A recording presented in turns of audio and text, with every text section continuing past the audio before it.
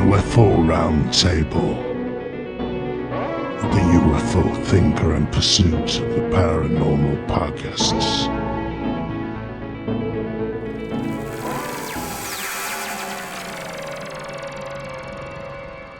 Okay, so welcome back to another monthly roundtable with obviously myself, Frank, of the UFO Thinker podcast, in collaboration, as always, with Ash and Greg from the Pursuit of the Paranormal podcast. How are you doing, chaps? Evening. Hiya. And today we have a bit of a packed lineup, including Dave Smethurst, who you may have heard being a regular contributor to my podcast. Hey up, Dave, how are you doing? Oh, doing great, Frank. Can't wait for this chat. Excellent. And also we've got joining us Ash, UK UAP on Twitter, who has also appeared on my podcast and is an all-round very knowledgeable guy from the UK. How are you doing, Ash? Very good, thank you, Frank. Yeah, good to be here and looking forward to some good discussion with you guys. So thanks for having me. Excellent. So two Ashes, so this could get a bit interesting. So we're going to be, we've developed a bit of a protocol already. So we're going for Ash Ellis and Ash. So that we'll see how that all plays out during the course of the show. So as always, I'll introduce some topics and do a bit of an intro, a bit of a rundown of each one, and then we'll go around and get some different thoughts on it all. So the first one is going to be the Calvine photograph. So it's been somewhat of a mythical photograph, which for decades, over 30 years to be precise, has been a mythical image only available as a copy of a line drawing, very pixelated. And there was a recreation done as well by Nick Pope, who apparently had a poster of this image on his office wall when he works for the UK MOD investigating UFOs. Now, some would say that Nick Pope somewhat overstated his role and built a bit of a career off the back of the mythology of this case, but that's another story. The main thing is that now, after all this time, the actual photograph in question has been located. So a very brief summary of the case, just for any listeners who aren't familiar with it. Two people, whilst on the fairly remote location of a hillside near to Calvine in Scotland, doing something which is not exactly clear. I've heard sort of various things from poaching to other activities that might require you to be on a hillside at 9 o'clock in the evening. But the main point is that while they were there, they saw something that looked like a large diamond-shaped object hovering silently with a military jet, which is generally described as being a Harrier, doing multiple passes of the diamond-shaped object, and 6 photographs were taken. Then, after around about 10 minutes, the diamond-shaped object shot up vertically at a high rate of speed, and the pictures were then sent to a local newspaper, which passed them to the MOD for advice, and that was basically the end of it, because the story never got published, the witnesses never came forward to offer any more than their initial statements, and the whole thing became a bit of a myth for 30-odd years. So eventually the photograph finally came out as a result of the investigation by Dr. David Clark of Sheffield University, who really sort of made it his mission to locate this image and went down to the actual area where the photograph was taken, the nearby villages and whatnot, literally posting wanted posters up on lampposts and going door to door, trying to find out if anyone had any information. And eventually a former retired RAF press officer came forward revealing that he had one of the original photographs that he'd had hidden in a book in his house all this time. And our friends at UAP Media UK brought this information forward to the public with a full resolution scan copy of the photograph, accompanied by an analysis by senior photography lecturer at Sheffield University, Andrew Robinson.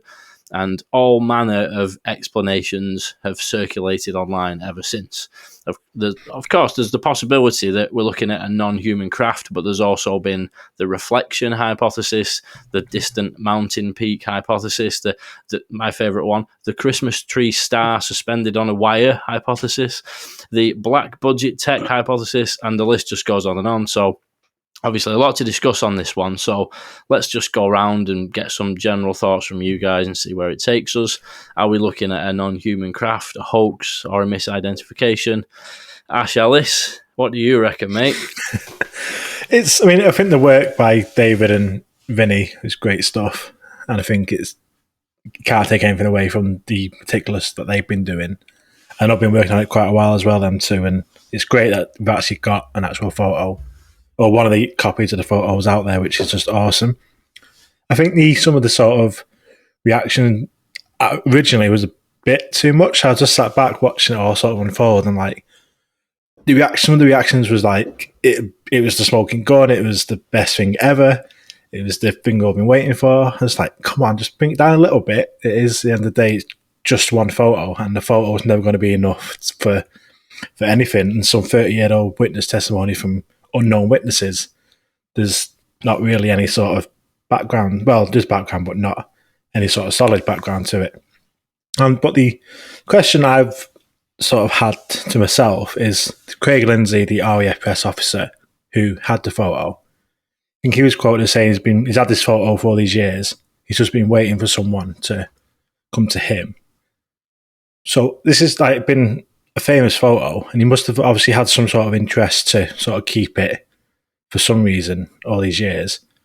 So why hasn't he, in the past 30 years, come forward a little bit earlier, or reached out to someone to say, I've got this photo, I was involved in that original discussion 30 years ago? Why is it now? It's just one question. I don't know if that's been sort of posed anywhere else, or if that question was asked to Craig Lindsay, I don't know. And also, my favourite theory, I guess, going back to the theories, is probably quite sadly the reflection theory. I think I've seen, obviously, there's a lot of hypotheses and different variations on the reflection theory, and that's the one that I've seen that's had a lot more support than any of the others. Even it's an actual unknown craft. So for me, the reflection theory holds the most water. It's a bit of a pun. But that's my initial thoughts. I think the whole hoo-ha around it at the time was a bit too much. And obviously, Wade just went around the world just instantly. It was good. Obviously, it sparks interest, which is one of the main things as well. It's just getting it in the mainstream media, which is always good. On serious articles as well, which you've seen a lot of them coming out that week. But for me, yeah, it's a reflection. Yeah. Well, the reflection hypothesis was one I kind of considered as one of the leading ones. Personally, in the end, didn't find it to be, the answer in the end. But yeah, definitely, a lot of them have been thrown around, isn't there? And I think it's interesting to consider all the different ones because you can't jump to conclusions with these types of things, especially since there's not that much big picture data involved in this. The only thing I have heard about why he didn't come forward with it, I think there was a bit of a worry that he'd broken protocol in the first place by having actually kept the photograph. So he was kind of around the time he was a bit worried about that and put it in a book and then sort of almost forgot that he had it. But yeah, it is a good question though. How about you, Dave? What do you reckon? Oh, I was nearly got the mute trap there, and I must say, yeah, basically, it's a bit of noise in the background. Hopefully, you won't hear it too much as people are coming in and out of the house against my express instructions. But anyway, I thought it was really brilliant detective work. He's obviously been on the case. I actually thought the provenance was pretty good with that RAF fella. I can understand why. I could understand why he didn't come forward. A bit like that in the RAF. He didn't really want to. He didn't know if he had permission, and maybe the climate has given him that, and somebody actually asking him. People are a bit weird like that, though, aren't we? We've had a few witnesses over the years who sit on stuff, and then it's only when they're asked they go, "Oh, now you've asked me, I'll give it you." But I have seen that before as I've looked at, just as generally in the field. I do still wonder what those guys were up to, but we'll draw a veil over that up at that time. But we don't know. But the only reason I mentioned that, slightly tongue-in-cheek, is that might explain why they've not come forward, because it would have been the top hat to have those witnesses. I mean, we have got a bit of a witness testimony from the MOD records, haven't we? You can read it as to what they said to the press officer, but it is third hand. I don't, daring to tread against your expertise, Ash, I don't think it's a reflection myself. I didn't find any of those things particularly plausible, just because I couldn't see anything for it to reflect off. But I mean, it's a matter of opinion, that isn't it? I personally didn't find any of the explanations really held water for me. And so I thought it was something, a real object. That was my I suppose, amateur view of it. So I didn't think it was a hoax. And I also thought if it was a hoax, why the cover up, essentially? Why would they go to such lengths to cover it up if it wasn't real? Why would you have all this activity and reported activity and no, it isn't, and all the rest of it?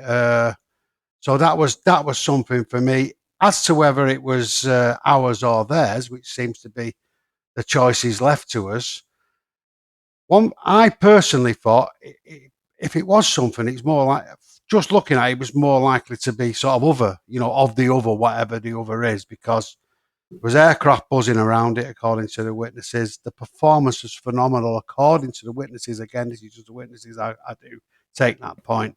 Going right up in the air and all the rest of it. And the Americans were really annoyed about it. And I just wondered why were they so annoyed if it was their secret tech? Surely they didn't know where it was.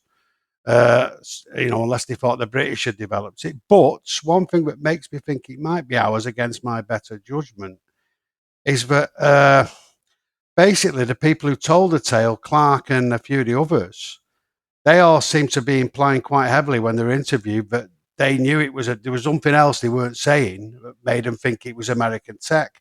They told the story of the meeting with the British Air Force in the Pentagon. I thought there was a couple of weird features, like almost a rotor on the back, and maybe it looked a bit like a tarpaulin over it, which would imply it was on the ground with camouflage. I mean, I'm just clearly wildly I don't know, but just from what I looked at it. So it had some weird features. But the other thing that made me think it might be our tech was that, the Cash Landrum incident was it the 70s in America, where they had that dodgy aircraft flying along like a similar shape. And they're thinking with a lot of American helicopters around it, irradiated 2 women and the little girl and all the rest of it. And the theory behind that was it was an American craft. They tried to shove a nuclear engine in it. It hadn't worked, and it was limping around the countryside with a similar shape. So I don't think it didn't look like a hoax to me. I thought it was more plausible, but it was a real object. But and I think I would more likely think it's other tech just because of its performance. But the people who brought it forward seem so confident it's American tech. And there was that big base, the big runway nearby where I think you told me about that, Ash. That one where they could land a space shuttle. Yeah, RAF Machrihanish. Yeah, I remember you mentioned that to me ages ago. And that was and apparently they'd lease that out to do various secret, whatever tech things. So I think so that's what I think, basically. I'm not sure whether it's other or ours. The maxim used to be if it was triangular, it was ours, and if it was circular, it was theirs. But I don't think that holds true anymore. But anyway, so that's what I think. So there you go. Yeah, it's interesting, isn't it? The black budget tech thing. I mean, it's one that I sort of have to keep on the table a little bit, but I think there's a bit of a disconnect between, like you say, I think a lot of the UAP media guys are particularly David Clark is quite on that as being the explanation, but a lot of the actual people I've spoke to from, with like US Air Force expertise and things like that are quite confident that it's not. So that's kind of the thing that makes me question whether or not it could be. I mean, like you said, Ash, there is that the runway, or is it an airfield or something like that, the nearby. But then apparently I've heard that there's a golf course nearby as well, so this makes it less likely that they would actually, try out sort of classified bits of equipment and things like that. And like I say, a few other people with quite good expertise on those areas saying that it's less likely. It's just one of those baffling mysteries, isn't it, really? But it's interesting to consider all them possibilities. So what do you reckon, Ash? Yeah, so my opinion, I don't think it's a hoax. I don't think it's reflection. For me, it's just too angular. It's too angular. It's too precise and symmetrical. So if people are saying it's terrain below, it certainly doesn't look like that to me. And then you're implying that someone's hoaxed it, and I think, well, what have these people had to gain from it? They're anonymous. We don't even know who they are. So what have they actually gained from it? If you're going to do something, surely there needs to be a benefit to it and a gain, which there doesn't seem to be in this instance. And also, why didn't the MOD use that as an excuse at the time, or as a way of debunking it? Because you know what they're like. Any way that you can debunk it, any easy way of debunking it, they will take that opportunity. And that wasn't done on this occasion. If anything, it's actually got more suspicious because of all these allegations of D notices being put in place, top secret meetings between British and American officials and hush-hushing it. And, people weren't happy about the fact that these photos were out there. So it adds murkiness to it. And for me, that just, if it was a hoax, they'd just find a way of bottoming it out and say, well, this is what it is. It's someone playing around with a camera and reflections, which I just don't think it is. So that leaves two things on the table for me: either the black budget tech, or the others, and whatever the phenomenon is, and whatever tech that might be. One thing I did pick up on though is everyone's been going on about, it supposedly had this amazing, I think you said phenomenal speed, Dave. Well, when I've actually looked at the reports, and I've just had a quick check of the UAP media one as well, the way the witnesses described it was relatively high speed. Now that, for me, is that's a bit different to, it's supersonic, it's amazing speed.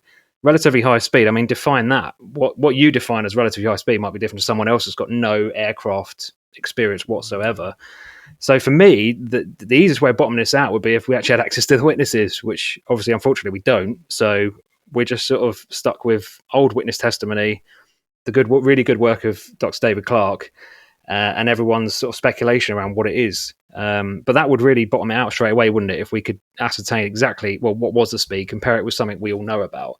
And I think it's worth contextualizing it as well for the time period. So this is, back in the 90s. Look at the geopolitics of the world at the time.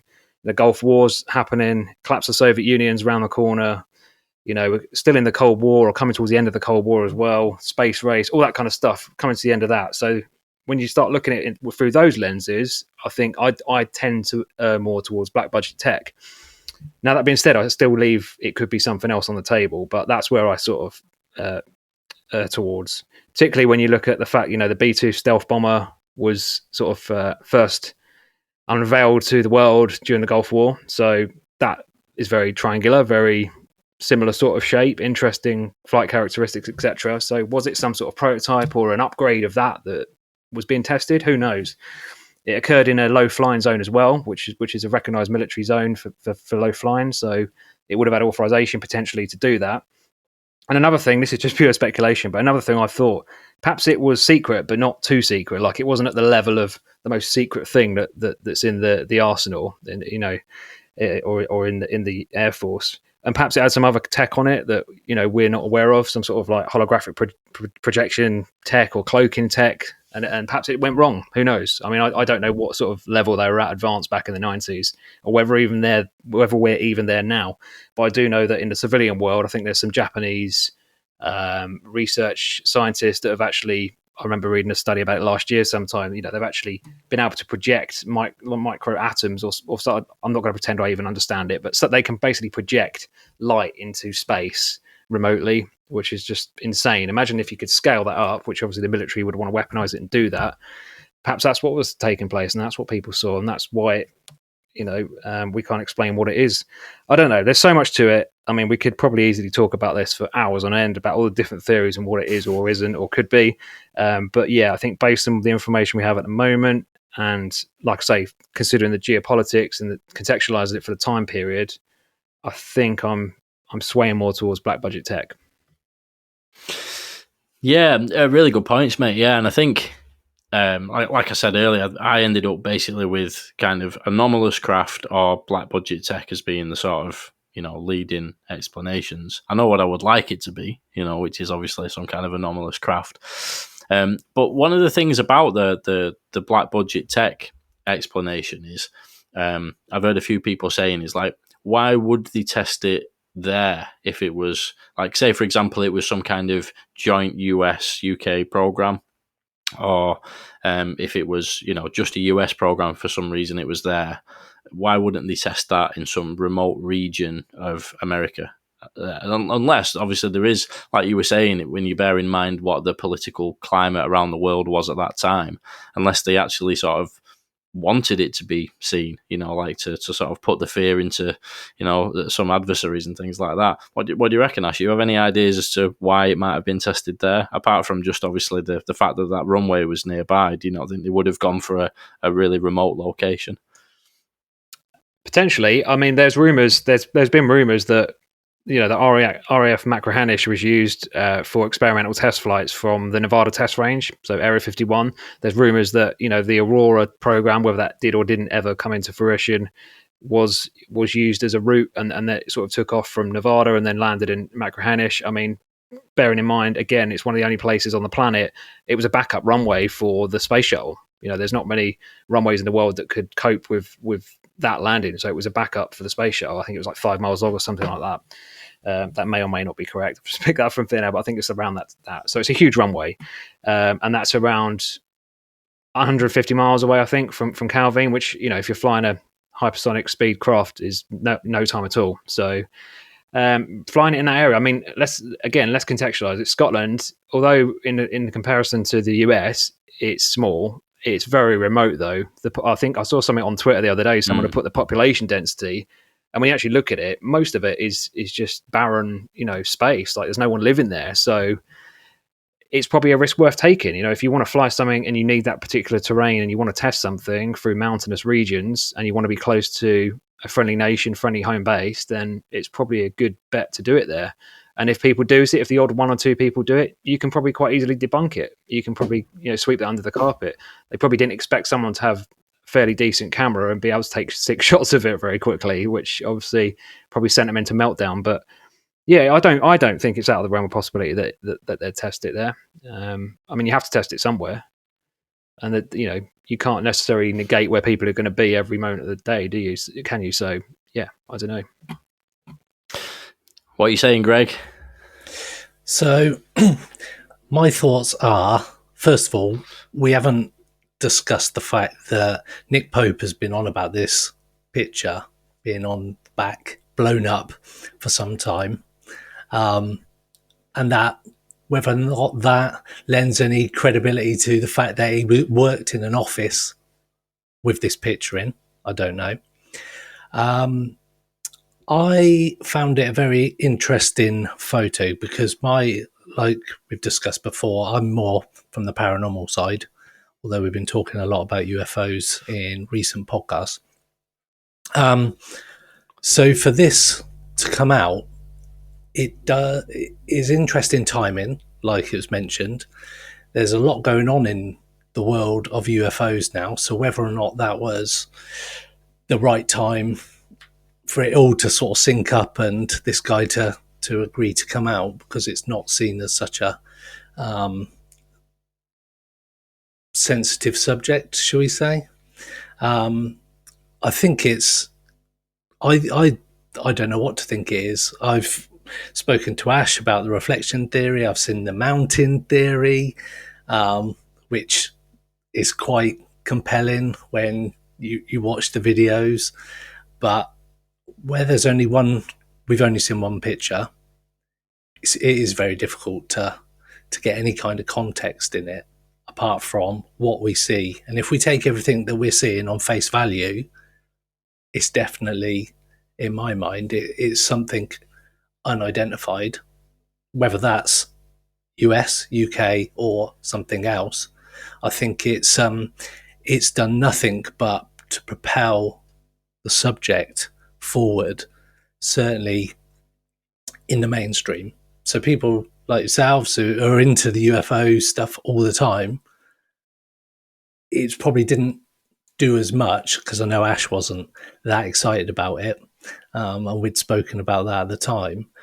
I think to the general population, which I sit myself in, I think it was a big step forward to say that we've got this photo, it's a legit unidentified object of some kind, and it's been missing for 30 years.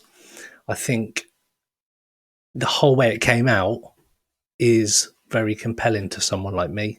So I like the idea of it being an unknown object. Whether it is, I don't know. But from my point of view, it's a great photo. It is a great photo. Yeah, it's a really interesting point as well as to whether the actual current climate with the reduction of the stigma and all the rest of it actually played a part in him in actually coming forward. And also as well, the way that this has been covered in media outlets and things like that has actually been quite reassuring. Like, whatever you think of the photograph, whatever you think, which is the best hypothesis to explain it and all the rest of it, I think overall, most of the actual articles I've seen written about it, and not just the one, from UAP Media UK who brought it forward, but generally the media chatter about it, I thought it's been pretty good.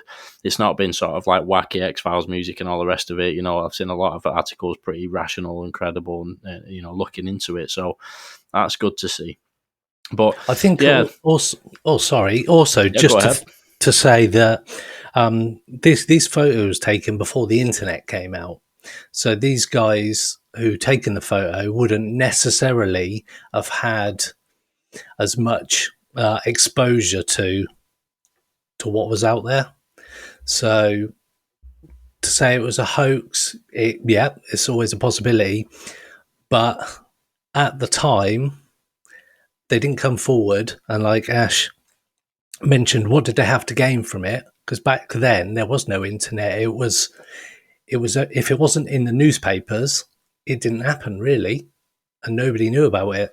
So we're looking at it from a internet generation point of view and saying, well, it could be this, could be this, could be this. But back then there was none of that. So whether the guys have faked it based on the fact, we'll just do this upside down because in a reflection, because that'll take a great photo. I think nowadays that would happen, but I don't know about then. 30 years ago, a different world, completely different world. It was a lot different back then. And, it's sort of, I hadn't really thought about this too much until I've heard you guys talking and what Ash mentioned earlier as well about, the type of camera that they would have been back then. It wasn't like somebody whips out their iPhone and took this picture, is it? They would have had to have a pretty decent camera. So, like, that sort of opens up a few questions as well. Like, why were they on a hillside at 9:00 at night with a camera? Because like cameras back then, they weren't like nice little slip it in your pocket things. They were fairly, especially good cameras. So, I mean, I don't know, maybe that suggests that they were up there doing some bird watching and they were going to take pictures of birds. I don't know. But and another thing that I'd considered as an option as to what this might actually be, and this again goes back to what you were saying, Ash, with the thing of the witness testimony actually suggests that it moves off at a relatively high rate of speed or something like that. Yeah, relatively high speed, I think is what was written in the recent article. Yeah, and also, Dave, you mentioned about the potentially being covered in a tarpaulin. I was thinking about the possibility of something like a stealth blimp. You know what I mean? The sorts of thing that the military might have maybe as part of a training exercise, or maybe some kind of, because we know obviously the military have used, even going back to World War I and World War II, they used blimps to silently hover over towns and then drop bombs and stuff like that. Maybe they were experimenting with some kind of diamond shaped blimp, which would actually be stealthy, just because of it's sort of vaguely reminiscent of like stealth bombers and things like that. The shape, maybe that shape is quite good for reflecting, or not showing up on radars and things like that. And if that was the case, they might have been testing how that airborne object, how the stealth blimp would react if it was approached by a jet. Because you would want to know that, wouldn't you, if you were thinking about potentially deploying one of these things. And then maybe at the end of the training exercise, it went up. Because if it's not going up at a supersonic speed, which depending on how you interpret the witness testimony, maybe it did just drift upwards, which if you cut the tethers off the bottom of a blimp, it might go up at a relatively high rate of speed. You know what I mean? So it was my little addition to the various other hypotheses that are out there. I'm not saying that's definitely what it is. As I say, I would much prefer it to be some kind of anomalous non-human craft, but I did think that was worth mentioning. I don't know if you guys have got any thoughts on that. I did think that was a good point Ash made there about it. That's a really good spot about the rate of descent, because that makes a big difference. Because I remember you mentioning that balloon theory to me, Frank, and after I stopped laughing, I actually thought, he's got a really good point here, and I think he's quite. I thought, it's quite plausible that. So I think that's a really good point. And do you remember that USS? Is it Kapang or something like that? It was in '73 in the Arctic Sea. There's pictures. It's a famous picture of a triangular thing, and it's as if it's been shot at by the Navy. I can't remember.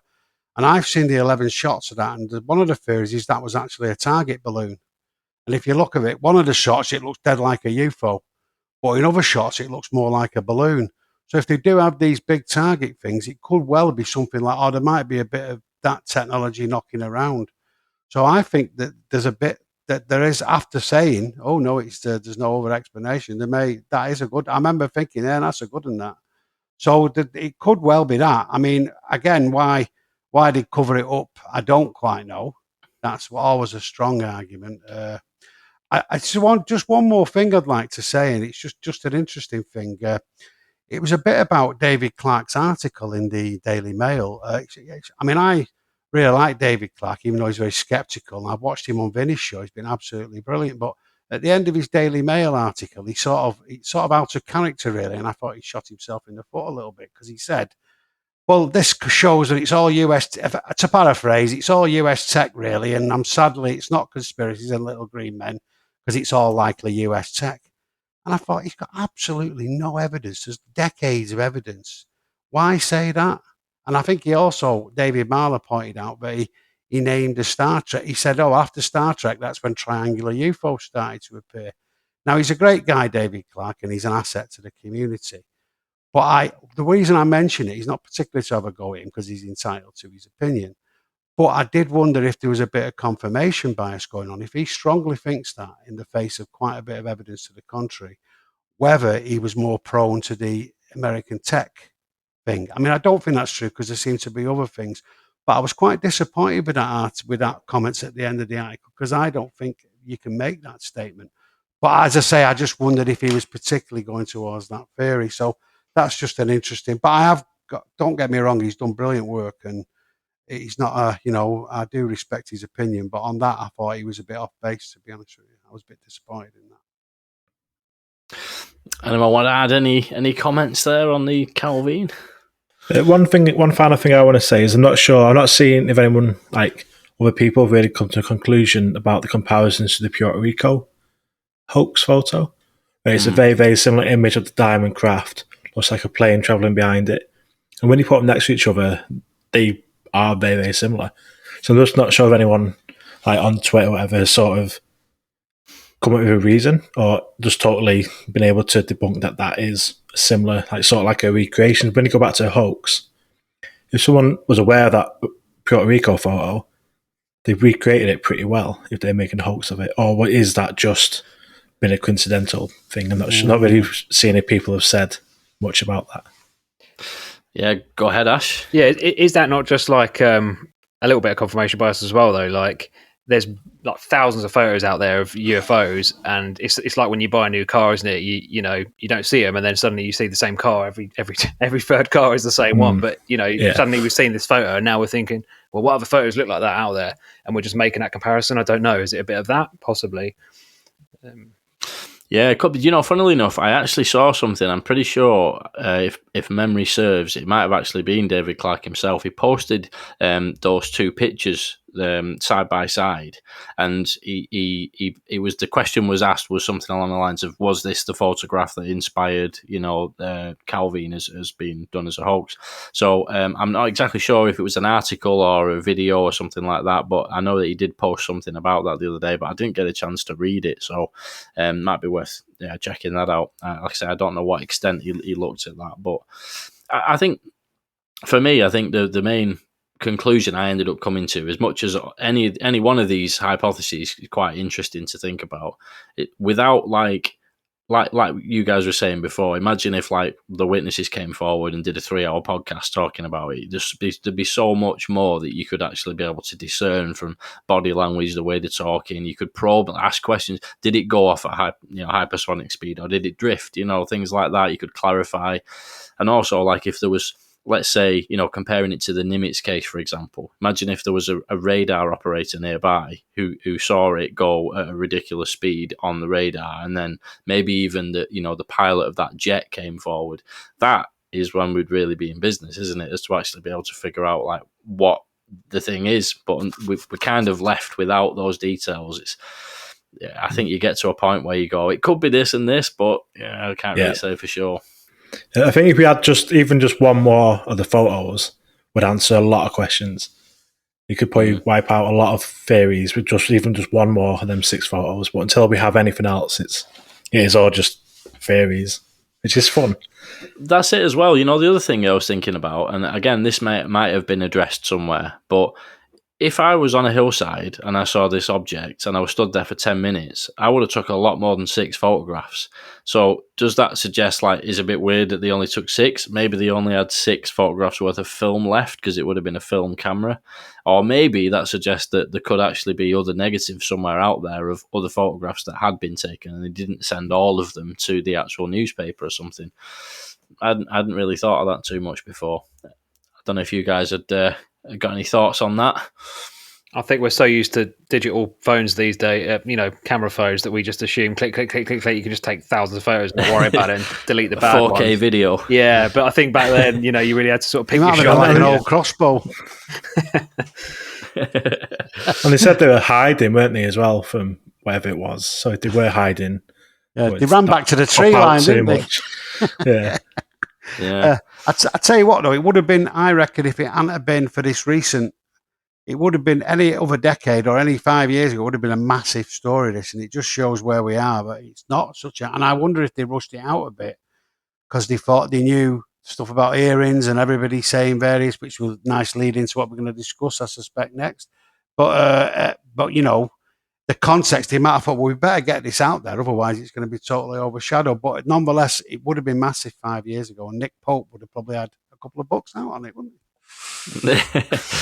Yeah, and that's it, Dave. At the end of the day, it's it sort of shows this photograph coming out has dropped into the current climate of where everything is. And we've basically got quite a high standard now as people who are interested in this in terms of cases. We've got so many other good ones that you can sort of judge this against. There's for me, as you guys know, I'm a bit of a Nimitz nerd. That's the gold standard in terms of plenty of data to get stuck into. So, but the thing is as well though is that now that that's actually out, I've actually spoken to Vinny, offline and that kind of thing, and we've discussed a little bit that they've got other leads that they're following, and the publicity that the actual release of this photograph is going to generate might actually prompt, maybe the witnesses if they're still alive, or maybe other people who can corroborate it and things like that. So it'll be interesting to see how it progresses. But I think at the moment you get as far as you can go, and then that's about it, isn't it? Really. So I think we'll move swiftly on then. Like Dave alluded to, some of the other bits and pieces that are going on in the States. So basically, Professor Garry Nolan's recent involvement in the UFO topic, I suppose you could say, really. So Garry Nolan recently has stepped into the void that's been left by the departure of Lou Elizondo from the public eye and the podcast circuit. Now, Garry Nolan is somebody who I've talked about a lot on the podcast. He first kind of came to my attention when he sort of basically debunked the Atacama skeleton from one of Stephen Greer's films some years ago. Now, at that time, Garry Nolan was definitely not flavour of the month with many people in the UFO community because he was basically seen as kind of raining on the parade, so to speak. But what I took from it was that, this guy's clearly got the scientific knowledge, the resources, and open mind enough to actually tackle some of this stuff, and he's also willing to follow the data wherever it leads. And when I say he's got a scientific knowledge, he's literally one of the world's leading scientists in studying cancer and immunology. We're talking about literally a guy who's a genius level scientist, Nobel Prize nominee, whose day job is literally to cure cancer. Not to mention he's actually had cancer himself as well, multiple times, by the way. I don't hear many people mentioning about that. And he's invented methods and machinery which have gone on to be used at the forefront of medical science, and he's been key in developing material analysis equipment, and then he's actually turned that to actually analyze material from alleged UFO crashes. So really interesting character.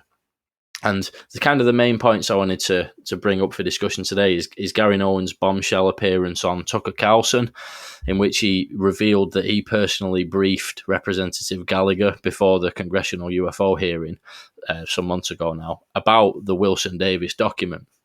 And he also then went on to do an interview with Ross Coulthart, which just came out literally a few days ago, in which he openly endorses those documents as being real, which is very significant, I think, for somebody in Garry Nolan's position, especially considering that he moves in the same circles as a lot of the people that are actually mentioned in the document. He knows Eric Davis, obviously he was one of the people, Wilson Davis. So, long story short, just for anybody who's not aware, the document refers to alleged deeply buried crash retrieval programs and has been quite controversial even within the UFO community as to whether it's legit, a hoax, or a mixture of the two. But definitely Garry Nolan throwing his weight behind this document is quite a big step in the direction of taking that document more seriously as a legit document. And the other thing that's worth remembering is that Nolan had actually said that he was aware of whistleblower protection legislation being drawn up actually before that actually became public knowledge. And as we know, there's literally whistleblower protection language in the Intelligence Authorization Act and National Defense Authorization Act for 2023 in the States.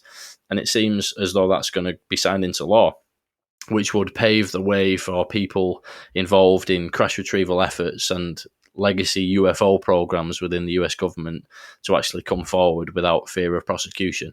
And Nolan says literally point blank that he's aware personally and he's been approached by whistleblowers who are ready to come forward, and it's just a case of getting that whistleblower protection in place before they do so. And he's also confirmed that he's got direct knowledge of the government cover-up and misinformation on this UFO issue. It's a really sort of, got chills kind of listening to some of the stuff that he's been talking about in these interviews on TV, on Tucker Carlson, like mainstream news. Pretty wild. So, yeah, let's kind of go around and get you guys' thoughts on all of that. Obviously, there's quite a lot in there, so just kind of whatever thoughts you might have, really. So, what do you reckon, Dave? Well, God, Garry Nolan's definitely on a media offensive, isn't he, at the moment? There is talk, that favourite, about him sort of replacing Lou in a way as being the spokesperson of for the sort of the pro-disclosure movement that are working actively to get Congress to get the message out in hearings. So I personally think, I don't want to make it sound too conspiratorial because he's a fantastic bloke, Garry Nolan. No airs and graces, great guy, talks to anybody, impeccable. What a bloke he really is, admirable person. So when he talks, we all sit up and listen to him. And he's also very good, when he's talking, he's got a great manner about him, but he's just so credible. But so to me, he's obviously something's got him at it. And I think it's about the thing that you talked about on your show the other day, is something coming, which is to frame these hearings, that are coming up with supposed whistleblowers. And the Wilson Davis documents, rather than being a casual remark in those senatorial hearings, looks to be some sort of seminal foundation piece to sort of the case for the prosecution, as it were, which is going to be about crash retrievals. But he mentioned, with a straight face and quite calmly, as if it was a matter of fact, cover-up had gone on for decades and they tried to keep it secret. He was convinced there was a non-human intelligence, very advanced, very maybe hard, we can't understand it, not sure if it was a civilization or something else, so he didn't leave out some weirder nature to it. So that was a big thing. When pressed by Tucker Carlson, he actually said that the consensus was it was non-human, and he implied it was extraterrestrial, I seem to remember. He sort of didn't say that when he spoke to Ross. He said there's going to be hearings soon, like you said, Frank, whistleblowers. Ross sort of confirmed this, Ross Coulthart. He had the Wilson Davis and was bang at it there, unequivocal, yes, definitely real. Went into the story. It confirms his close involvement really in all this sort of stuff. So it was just, to me, it blew my head off, to be frank with you, when I seen it.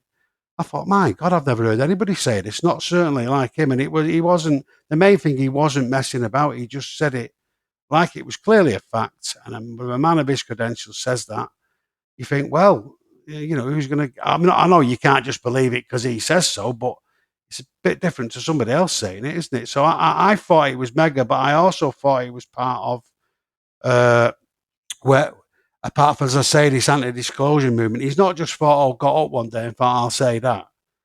It's clearly part of an offensive, because I think, and I may be wrong here, but I think what happened last time when Gillibrand come up, they thought, great. They all sat back and great, we passed it. And then the fix was put in. The anti-disclosure movement started doing all sorts, put the AIOM at SMGM, forgetting that now, thank God. They put that in place. They put the fix in terms of the oversight, the governance oversight it was going to have. And basically, they sort of squashed the Gillibrand, and you could see the UAA, the next one coming up, as maybe a response to that. So I think they put Garry out this time to really, and said they're going to have hearings to try and nobble the opposition, as they used to say about Northern Ireland. They like to equalise before the other side scores. Do you know what I mean? It's that they want to sort of get in, they want to get their retaliation in first. But the other thing I would say, what it proved to me with Garry Nolan is slide 9. For people who don't know, that's the thing that was a supposedly missing slide deck that was come from a TTSA briefing by Chris Mellon. That talks about the beings being able to open portals, go through matter, control people's thoughts, manipulate reality, all these sort of things. I heard a lot of echoes of that within what Garry was sort of saying one way or the other. And I think slide 9, which may link to us later on to what we're going to talk about, that is a big thing. What does that mean? And those, because if you're thinking about that kind of power, the phenomenon may be much more complex than we think it is. And it's the link to the paranormal link, the UFO link, cryptid link. There's all those links there. So anyway, sorry, I've got a bit off topic, but the point is I thought it was absolutely mind-blowing. When I heard it, it really took me aback. I thought it was really significant. Yeah, it's wild, isn't it? Like a Nobel Prize nominee, one of the leading scientists in the world. There's a lot of scientists in this topic that people can kind of throw shade on. Various people have done this in the past, done that in the past. Garry Nolan's one of those. It's pretty difficult to really find to dish any dirt on the guy. He's kind of ticked all the right boxes, really, and actually turns out a very charismatic guy as well when he's doing these kind of TV appearances. So, yeah, I'm quite happy to see it, really. And what do you reckon, Ash? Anything to add on that? Wait, Ash, me. Okay, yeah. No, I agree with most of what Dave said there. Yeah. Gary's been very brazen, hasn't he? He's almost like become the flag bearer for getting academia involved, which is great to see because, we do need these experts and we need people with scientific credentials to get involved and feel safe and secure in coming forward and getting involved in a conversation, which I think we've lacked for so long, which is kind of, lacked. It's almost gone some way to give the topic. It's lacked that credibility, but I think having people like Garry on board certainly raises the bar and, gets people interested and hopefully gets funding as well, because I think that's a big part of it as well, getting funding for this research. What I found quite interesting, though, is I think something that's just related to Garry Nolan is it became apparent a few months ago that Garry Nolan is actually James, the character James in Diana Pasoka's American Cosmic book, which has been mentioned, but I don't think people have really looked into it. I mean, I need to reread it with that in mind now, that actually when she refers to James, it's Garry. But if you remember back, James has come from a family of experiencers. And I know Gary's alluded to this before as well, but even in I think it was the last episode of Calling All Beings, shout out to DJ and the team, great podcast. But when Garry was on there, he mentioned that his brother frequently experiences things, or he alluded to that. So, what's the background there?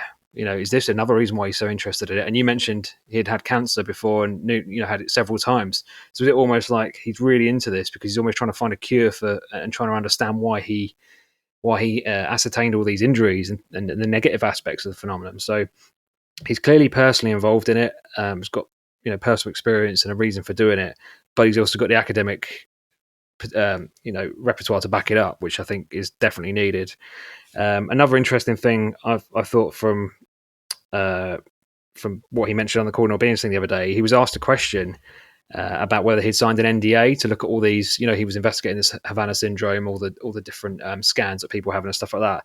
And he said that he hadn't, and that he was just following the HIPAA requirements, which is the American requirement around not obviously divulging patient information, that kind of stuff, which I think is quite telling, really, because it kind of is a convenient way of keeping him in the know. Like, he knows enough, but he's not under security oaths or security clearances that he's going to, be detrimental to anything they're trying to keep secret. It's almost like it works for everyone. It's beneficial for all parties to keep Garry like on the fringe of it. He knows enough and he can talk freely about it, a little bit like Tom DeLonge, but there's never the worry that he's going to reveal something that's under security clearance or whatever. So I think it's quite convenient for all parties, and he's clearly very well connected, knows a lot more than he's letting on. And yeah, I think it's an interesting time to see Garry involved in this. I think the last point I just wanted to raise, really, and it's purely speculative, is this link between Havana syndrome and the phenomena and what people are experiencing here. Has the study of UAP phenomena itself, like has the military study of that, whether it's our military, America, whoever, Russia, China, whoever, has that kind of almost led to the weaponization of it? And the reason they're linked is because someone studied this tech and they've created a psychotronic weapon from it. So this is kind of the negative aspect of the phenomenon, and why people are so reluctant to put it out in the public domain, because instantly someone will try and militarize it, weaponize it, and use it for bad rather than good. Yeah, it's definitely interesting, that link there. I mean, I'm probably better off not going on a big rant about it, but there's definitely some overlap there between Havana syndrome and UAP exposure. And by all accounts, the study that was done, the cohort study, there was some unentangling of those two groups of people that had to take place and whatnot. And I've talked about that a bit on my podcast in the past. And yeah, the reasons why there might be some overlap there is pretty fascinating to consider.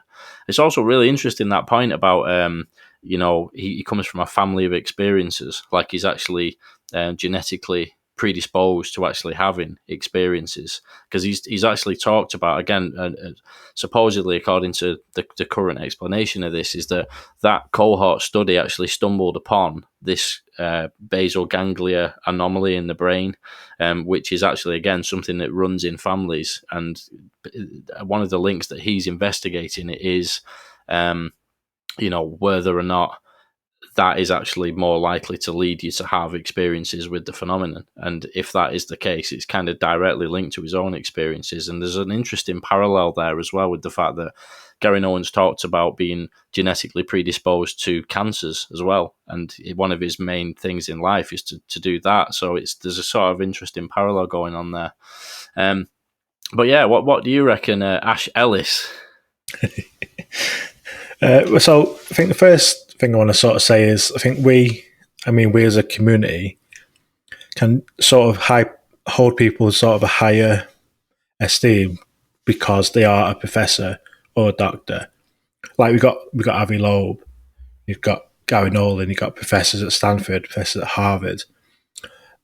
And sometimes, people can probably give him a bit too much of a pedestal, and that he's saying it, so that must be more true than what someone else is saying. When it comes to obviously this phenomena, no one really knows what is true. There's no real scientific history you can go off, the tests you can do. There isn't really anything you can do with that. That said, obviously I love Avi Loeb and what he's doing.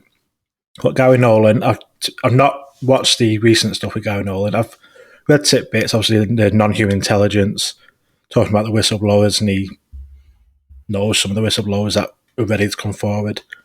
But Garry Nolan is a guy, I think, if there was someone to be a spokesman for the UFO community, I think that would be the perfect guy. Because he does have the education, scientific approach, like you mentioned then about the experience history, so you can see both sides of it. You got the experiencer side of it, and you got the scientific side of it, which is the two sort of different sides of ufology coming together in one person, which is awesome. And he does seem to know what he's talking about. And he, like I say, I think Ash said, he says it how it is. He doesn't really care. Like, he will say, this is what I believe to be true, so I'm going to say it. I'm not going to sort of mess around. This is how it is, and take it or leave it. So I think on the current stuff, like I say, I've not had a chance to read or listen to the shows he's been on. But for him as a person, I think it's super interesting, and I think he can really, like Lou, I think with Garry, we can really push forward again, and he is a good person to be talking about it right now, which is awesome. Yeah, I definitely hear what you're saying about the dangers of putting people on pedestals as well. I think we sort of saw a bit of that with Lou Elizondo. It kind of goes so far, and then the backlash begins, and then it can sort of tear the community apart from within, sort of thing, and I just hope it doesn't get to that stage with Garry Nolan, and it'd be good, really, I suppose, to have multiple people rather than just one figurehead sort of thing, wouldn't it, But yeah, I think one of the things that really I mean, all of it stands out to me, to be quite honest, that I was talking about earlier on. But one of the main ones is the Wilson Davis notes, because I mean, it's like the thought of a document existing which really strongly points towards crash retrieval programs, that they've actually retrieved, non-human technology and are attempting to do things with it. Absolutely fascinating to me, and obviously the fact that he's been so, confident about whistleblowers potentially involved with that, bearing in mind as well with crash retrievals and legacy UFO programs, these whistleblowers who are itching to come forward and they're just waiting for that legislation to go through. Really, really interesting. You got any thoughts to add on that, Greg? Yeah, just about the whistleblower protection, because it sounds good, and it says that you'll be protected from like negative issues after you come forward. But there's definitely ways that they can restrict people, not overtly. So my fear is that yes, you'll get whistleblower protection. However, they can limit what happens to you in the future. So I think there's still people who are going to say, well, I've got my career and I've got the knowledge. Am I going to risk? Because essentially, once you come forward, regardless of whether you've got protection, it doesn't mean a great deal, really, because you can be passed over for promotion. Somebody else can get the role that you're looking to move into. There's ways that people can do. I've seen it in other companies, not necessarily whistleblowers, but the fact that if you don't fit the narrative that company wants to portray, or the moving forward of that company, there are ways that they can limit your access to go down a certain career path. So although these whistleblowers are going to come out, and there will be some people that come out, definitely, I think there will still be a fear from people, because the unknown is what is going to happen once I come forward. I've got protection that says I can't be impacted negatively as a result of this. However, it will happen. I can't see how they would let somebody still remain in a position of authority, potentially, with access to information like that, if it's not how they want the narrative to play out. So it will be interesting to me as to what happens to those first whistleblowers. I mean, they'll be treated probably a bit like someone like Bob Lazar, like Commander Favor, those kind of people, where they'll get the limelight for a bit. But future people, when the narrative's a little bit older, I don't know if they're going to start coming forward because of repercussions. Even though there's a protection in place, I don't think that it's not worth the paper it's written on. That's just my opinion. Yeah, no, it's fair enough, and it's a good point. It's not necessarily about like prosecution and things like that. There's a lot of other more subtle ways that people could be impacted by coming forward as a whistleblower, and also as well, it's not none of this is really kind of set in stone just yet. I mean, like you said, I think earlier on, Dave. The things that were proposed in the Gillibrand Amendment, the people who were on the side of continuing the obfuscation have managed to twist that around and wriggle out of it by creating this AOI MSG office, and they've managed to do it that way. And I think the toughening up of the language that's going through at the moment is basically a reaction to that. But that's not to say, it's tough language, we'll just go ahead with it. Then they're going to try and wriggle out of it all over again. And Nolan even said the other day, he was mentioning on Twitter, that the whistleblowers might change their mind, and if a few little subtle tweaks of that legislation, and it doesn't go through, it's not as favourable condition for a whistleblower, might not blow the whistle in the end anyway. So there's a lot still to play for, sort of thing. You had something to add there, Dave? Yeah, I just think Greg's got a really well observed point on that, and I think the profile of whistleblower is likely to be people whose careers are near the end or have done something else, and I think that is really a really good point, that, because I think you wouldn't come forward in the middle of your career, you wouldn't risk it, would you? Because you think they're going to nobble you anyway, even if your fears are misplaced. So I think that's a really good point. But I think that will mean I'm expecting the profile is going to be the older guard, as it were, who are going to come forward, or people who are doing something else entirely now. Could I just make one other point, which I thought was a great one about Ash's point, not Ash, normal Ash. God, where am I going with that? Get the shovel out and keep digging there. But Normal Ash is fine. I can't think of which of the ashes to go now. But anyway, the point you made was a really important one about putting people on pedestals, because it does really irritate me a lot of the time, because it does denigrate other people's experience a lot. And that show you guys did on that guy who was seeing the elementals, who was in Africa, what a fantastic show that was. He was talking about things he'd seen, things he'd captured, and I thought he was really credible. You know, he didn't have this massive scientific background, and yet his lived experience was really, really good to listen to. And I just thought, that was a fantastic show, and everybody should listen to it. But it makes that point really well. It doesn't just have to be. Obviously, Garry Nolan's got connections, and we listen to him for a reason. It's not just because he's a professor.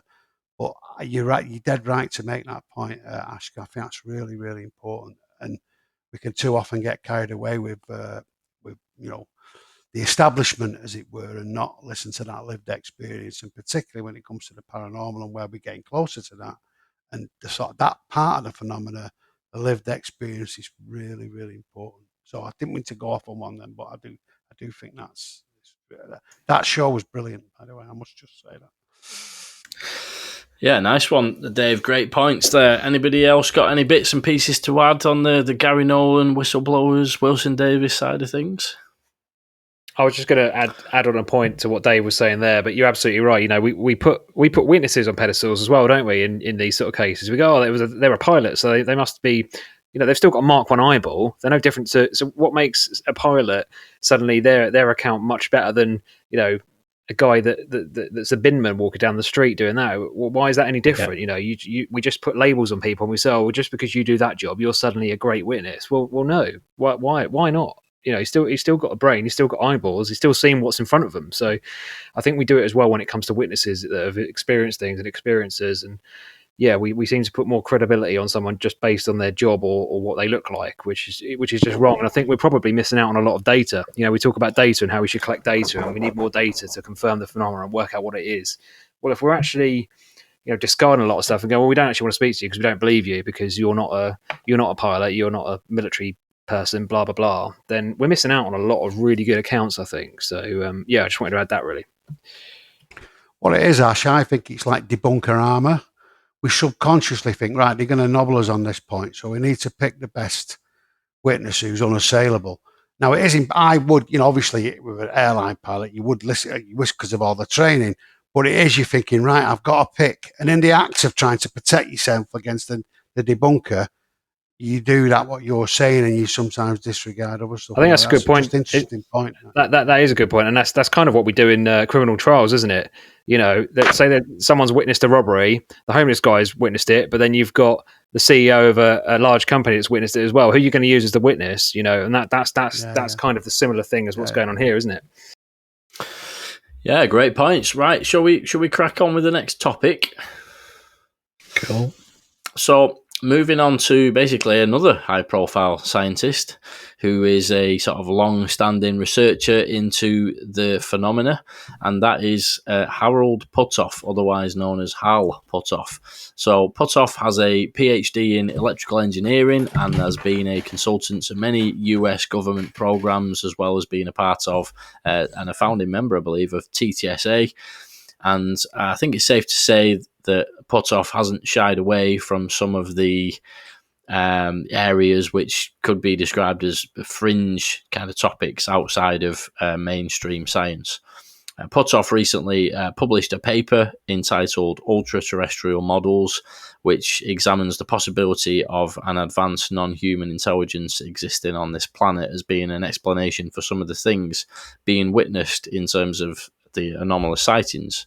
The paper describes ultra-terrestrial hypothesis to explain that as an ancient occult group, isolated pre-diluvial high-tech society, stranded ETs, gods, i.e. a sequestered terrestrial culture.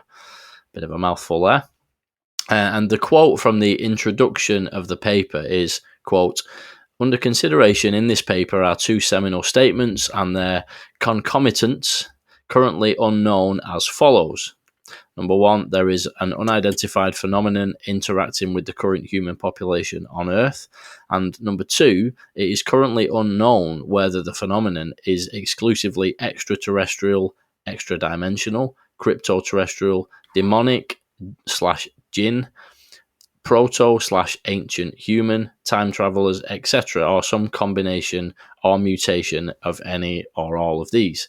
However, it appears highly likely that the phenomenon per se is not constituted exclusively of members of the current human population. In this paper, we address the above under the overarching theme ultra-terrestrials in order to develop a template to be matched against data at hand and that may be procured in the future," unquote. So it's a fascinating paper which basically weighs up many of the existing hypotheses to explain what's being witnessed with the UFO phenomenon and the wider associated phenomena that often accompany UFO sightings.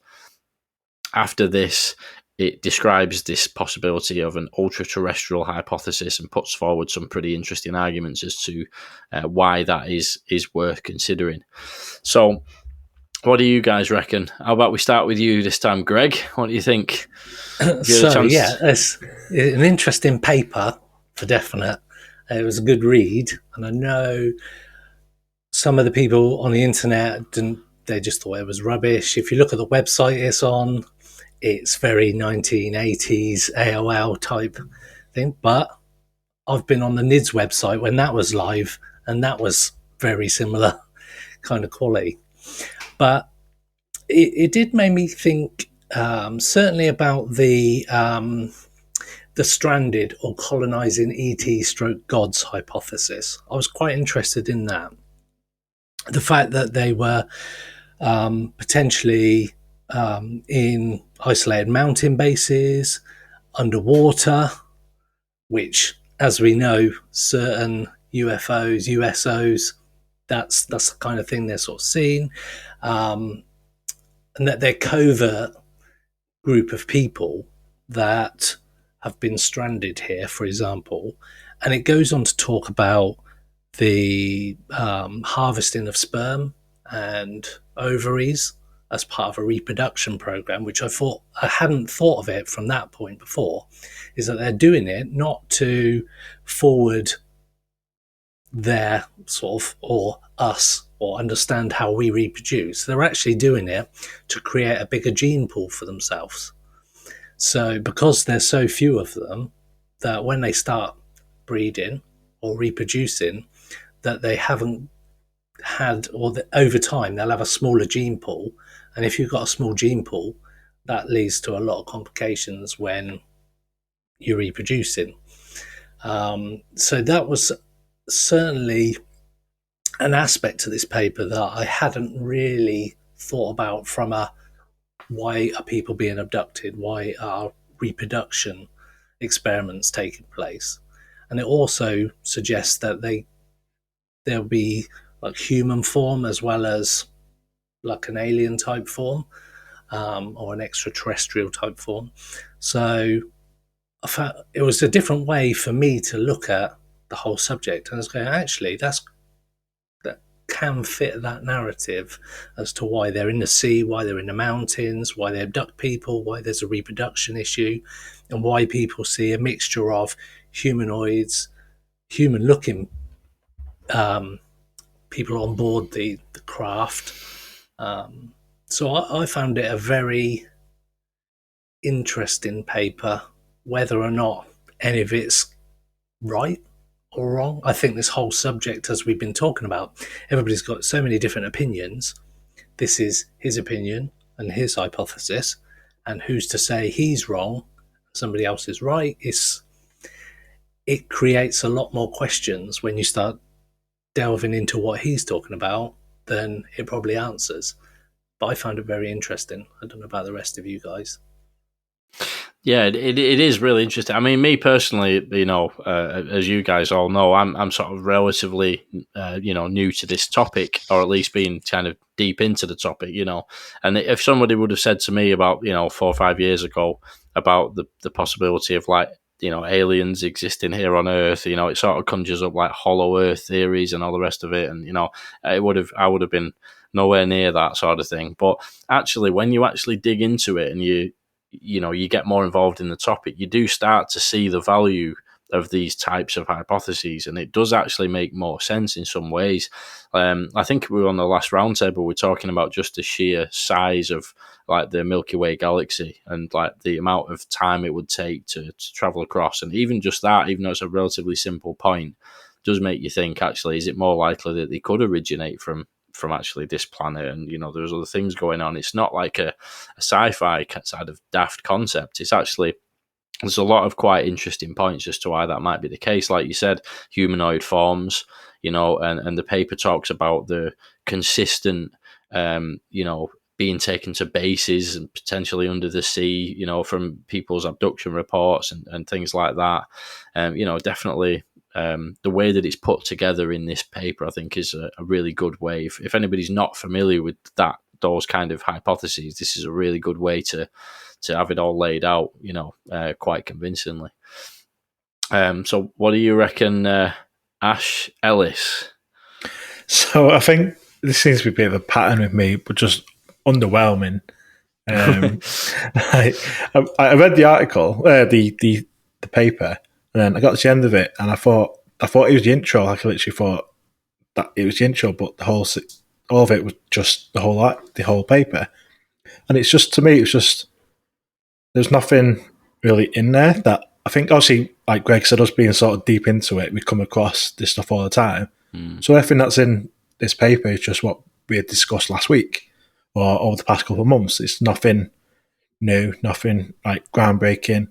And sort of going back to what you mentioned on the last point about because someone's a doctor or a pilot, doesn't mean they're not prone to flights of fancy or to be a believer and being out and out. I mean, them type of people that are just out and out believers, believe that every bit of dust is an orb.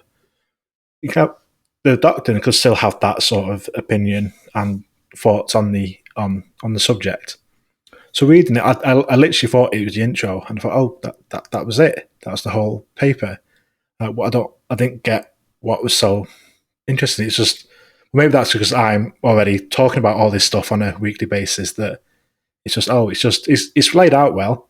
Well, I think I just said then, Frank, about if it's someone new, it probably is a good and interesting, because they might not have thought about the ultra-terrestrial side of it, the crypto-terrestrial side of it. Where you think alien, you think outer space, just the main ETH. So I guess for that, it's probably good for someone maybe new to it and say this is some of the theories you talk about.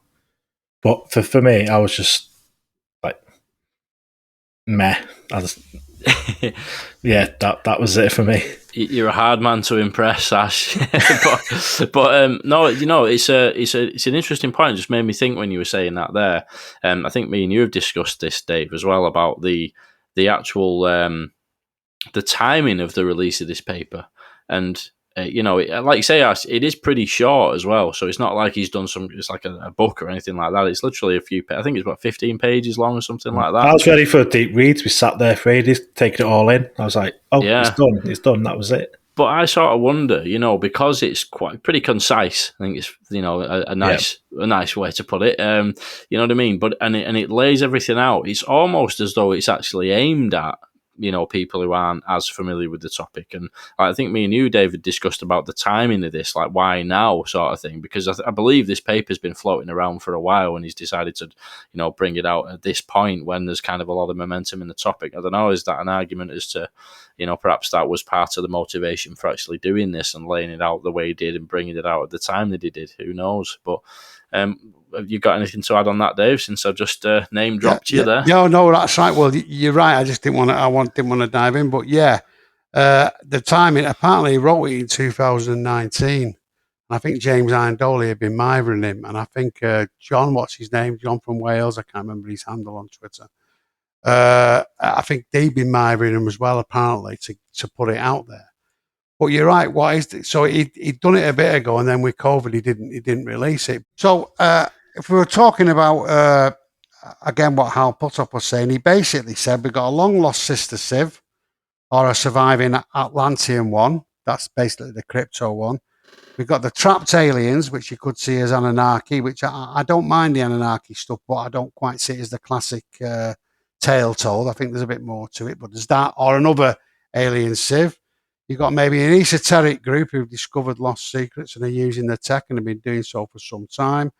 And then you've got this interesting cross-dimensional one, which may be where we start to get into the ideas of jinn and other beings that we see in the paranormal world. And that's really interesting. And are they living in some parallel reality? The term ultra-terrestrial and crypto, normally when people are being quite fanatic, ultra-terrestrials tends to imply more of a dimensional parallel link. And crypto tends to imply more of a we're all in the same dimension link. Well, I mean, I think we said it. You said it yourself earlier. The thing about the crypto one, Mac Toners, was he actually mentions Mac Toners, who did the big crypto theory, and really he sort of anchors the end of the article in that theory, I suppose, the crypto theory. And that Mac Toners did a bit of a sort of, like old Marxist writers, where you look at lovely capitalist society and the Marxists flick it on their head, so it's really horrible. It's really this, not what you thought it was. And without getting too political, Max sort of does that, or did that with the UFO world. He said, you might think it's aliens, but actually they live on this planet and this is why. So it was a really groundbreaking theory when it came up. So, but the big thing is the motivation on nuclear, as you were saying earlier, the environmental concerns, the genetic stuff like you were all saying, Greg, all that. Also, this Wizard of Oz trickery, the idea that they trick us because they don't want us to know what they are. They pretend to be aliens. They pretend to be this. And also the thing, they've got a different tech, which is like field tech, which would be the propulsion and gravity and all that. And this psychic tech, which is similar to, again, Slide 9 and all the rest of it. But that gives them a different scientific basis. One of the theories being that they developed along different scientific lines to us. And therefore, that's why they're not quite as advanced as we might expect a really advanced race to be. So the crypto theory, I think, is not the all everything, but it's quite strong. And it's quite interesting. It brings us to nicely from we started off from quite a nice nuts and bolts thing with the Calvin through to Garry Nolan, where we were getting into through to this theory of Hal Puthoffs, which turns things on its head, but also starts to introduce some quite paranormal and dimensional and strange elements into the thing. So I thought as a contribution to the field, it was really strong. And I think we could probably go on about it for ages, but I know we've been going on for a bit. But I would say that Ryan Musgrave Evans, who wrote a book called Children of Orion, he also talks about crypto-terrestrials, links into Jack Valley's works, and talks about a profile that they have, which is a bit like the fairy profile. They live underground, they're invisible, they play tricks on us, they appear in isolated places, they wear, because of some of the gear they wear, they look like they've got red eyes and all the rest of it, very similar to a lot of cryptids that are seen. So there's quite a lot to unpack in this field. And I think really the important thing is Hal's thought important to mention it. And I think that's maybe a bit of a breadcrumb for us being laid there. And I think it's certainly an issue that's important. And I would say where I got much more, I've been interested in paranormal, but what I got much more interested in the paranormal the last 18 months was reading this stuff and seeing the potential tie-over. Because when I looked at this cryptid profile, also not cryptid, crypto-terrestrial profile, I could see a lot of the stories, the Mothman, the way people appeared, all the things that you hear in classic cryptid and other paranormal cases, very much linked to this sort of invisibility tech with portals and the Slide 9 stuff. So I think it's quite fitting at the end of the show that we sort of round it up with that, going from white nuts and bolts to quite a different sort of opening of new vistas for us to look at. So, yeah, so I thought it was well worth it, a bit of a pointer for us, and quite a good note for us to go away and ponder on our own.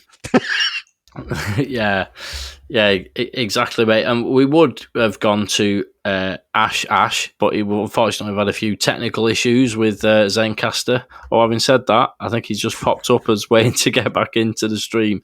So we'll see if he makes it just in the nick of time in a minute. Looks like he's back. Clearly, he was cut off by the forces of darkness, Frank. That's obviously what we need to say. That's it. Yeah, it's various three-letter agencies trying to derail progress today. Oh, yes, yeah. So here he is. Ash is back in the building. I'll try and keep it brief. Yeah, I only heard bits, so I agree with what Ash. Sorry, I think it was Dave was saying around. It's it's not particularly in depth, is it? So yeah, it's more of a summary. I think we need to consider who the audience is for. It's probably for the beginner into the topic rather than sort of like people that have been involved and interested in it for a long time like ourselves. But I think there are some nuggets in there, and I think it's more of a call to arms or call to action. Really, there's some things in there that I think it's almost like he's steering us down a path as you might want to look at this, you might want to look at that. Have you considered this? Particularly the bit around data collection and how it's all very passive. I don't know if anyone's mentioned this because I couldn't hear anything. No, we didn't. He's going for more a proactive approach and saying, we should be going out there and proactively getting data rather than just waiting for it to come to us and, just waiting for things to, actually go out there, use sensor systems. Everyone can do this kind of thing. It's a bit of a call to arms is the way I see it. And yeah, just some interesting other nuggets in there that I thought was quite interesting was around, he mentions nitinol and sort of advanced alloys back in the 50s, which again, you spoke about crash retrievals earlier, Frank. Is that linked to that? Don't know. It's interesting how that kind of just appeared out of nowhere. And he mentions Battelle and other aerospace agencies as well, which is, again, very interesting, has been mentioned before in this topic. And I just thought it's an interesting nugget of information. Is he almost saying, look, go down this path, check these out, and you'll find something? I don't know. I think there's more to this than we just skimming the surface, but I think if we have a deeper look at it, there's obviously a reason why he's put it out, and I think we just need to unearth it and find out what those little nuggets of information are and where they might lead. Hopefully you heard that. I'm going to keep it brief and keep it there. All good, mate. Yeah, not too bad. Well, the gremlins get me again. And yeah, anyone got any further thoughts to add there? There's a little quote I wanted to read out as well, just with a couple of other points. So just before I get to that, anybody want to add any other points in? I just want to say Dave's written a great article on this very thing, which you can read at ufoidentified.co.uk. And it's a lot more detailed than what the Puthoff article goes into as well. It explores some deeper into some of the theories and sort of the reasons behind it. So make sure you check that article out if this has piqued your interest. Thanks for that, Ash. Yeah, just a point as well, Dave. You should send that article to Puthoff. I might do, actually. I reckon he'd probably find it really interesting, that, and you might be able to get a bit of discussion going with him. Yeah. But yeah, the other thing I was going to read out was just a quote from, quite a lengthy quote, but I'll go for it.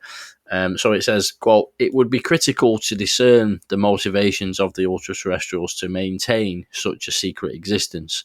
Of possible utmost concern to them could be an overarching fear of exploitation, even annihilation, due to vulnerabilities despite possessing certain levels of technological superiority, or fear of assimilation and consequent loss of culture, religion, customs, uncontrolled genetic mingling, i.e. culture shock, fear of human diseases, concern for consequences to the terrestrial human population with its attendant reciprocal effects on their own culture, potential disruption of resource gathering, including benefits derived from stealthy interactions with and possibly manipulating certain aspects of the human terrestrial society," unquote. So very lengthy that there, but the main thing, obviously, that's kind of talking about the reasons that if there is a ultra-terrestrial kind of society that exists on this planet alongside us, why would they not have introduced themselves, and why would they have limited interaction so much?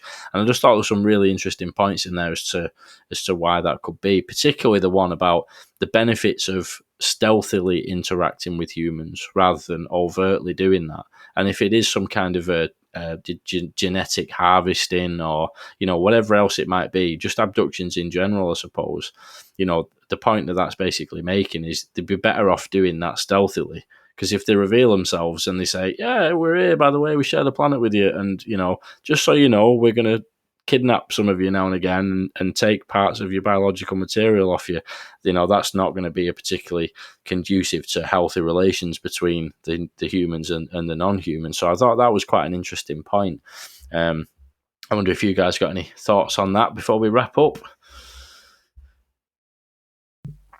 I've thought that would explain quite a lot of accounts, wouldn't it, of people experiencing strange cryptid-like creatures, invisible sort of things in the forest and things like that. A lot of paranormal-esque things. It would explain a lot of those sort of things if that was the case. I'm not saying it is. I'm not saying it isn't, but could be. Yeah. How about you? Sorry. What were you going to say, Frank? Sorry. I was going to say, how about you, Dave? Sorry, Frank. I do apologise, mate. It's getting late, isn't it? I think that was quite a powerful thing. That, and I remember that. I remember reading that now. Yeah, and that advantage of stealth, and that is a big thing. If there wasn't many of you, but you were technologically advanced, that stealth and the advantages they derived from that, and maybe the infiltration potentially, which was also something he was driving at in human society, and something Valet talks about, funnily enough, is a very powerful thing. And that Wizard of Oz thing does come back to me, that idea of, the powerful guy, the little guy behind the thing with the big megaphone. He's also really interesting. So it may be that they almost have developed by default or by accident a sort of symbiotic relationship with us now. And that's what it made me think of. I hadn't thought of before, but it was quite symbiotic. So, yeah, I thought it was really good. So, cracking quote, actually, Frank. Really good. Made me think a lot. Yeah, it's an interesting one, and it sort of applies to any kind of non-human, society or civilization, whatever you want to call it. Because whether or not they're actually ultra-terrestrial in nature, interdimensional, extraterrestrial, whatever, same kind of things apply. If they have been interacting with us in ways that we wouldn't find particularly pleasant, it's kind of a reason to keep themselves, limiting their interactions with us and keeping it stealthy.